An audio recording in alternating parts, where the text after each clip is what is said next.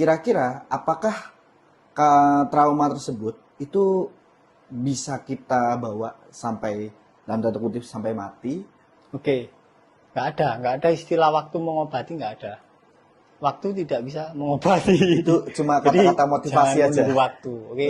Jadi disadari. Jadi kalian perlu benar-benar sadar. Jadi trauma itu bisa terbawa ke anak. Karena pola didikan kalian otomatis berdasarkan trauma kalian. Iya kan? Kalau kalian punya trauma pelecehan, ya pasti nggak jauh-jauh dari itu pendidikan kalian. Dan otomatis anak kalian juga ketularan. Nah, kalau kalian punya trauma, misal kalian dulu itu mengalami KDRT dari suami, ya pendidikan kalian pasti nggak jauh-jauh dari itu. Mungkin kalian secara tanpa sadar membalas dendam ke suami, terus kalian keras ke anak, mungkin aja. Oke. Iya kan? Nah, intinya ketika kalian membawa beban masa lalu, entah itu trauma, entah itu perasaan yang terpendam, itu pasti akan terbawa ke kehidupan sekarang. Dengan interaksi kalian ke anak, itu akan terbawa dan tersalur. Otomatis kalian tidak in the present moment, dan otomatis ya kalian menderita. Oke.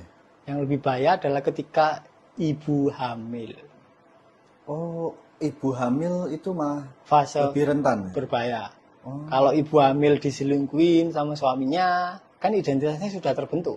Misal lah, sampean punya istri, kemudian hamil, kemudian sampean selingkuh. Kira-kira istrinya merasa apa? Nggak berharga. Nggak berharga kan? Pasti. Oke kan, nggak berharga kan?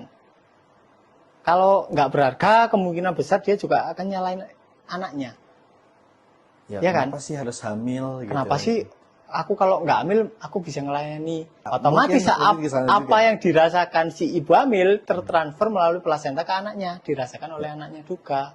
Kemudian pola didikan ketika sudah lahir juga kan otomatis mengikuti pola pendaman itu kan. Otomatis ketika kecil terbentuk identitas anak yang tidak diharapkan. Nah, itu gimana Mas caranya supaya kita sebagai orang tua dan juga anak itu bisa sembuh bareng-bareng? Ya disadari, jangan lari.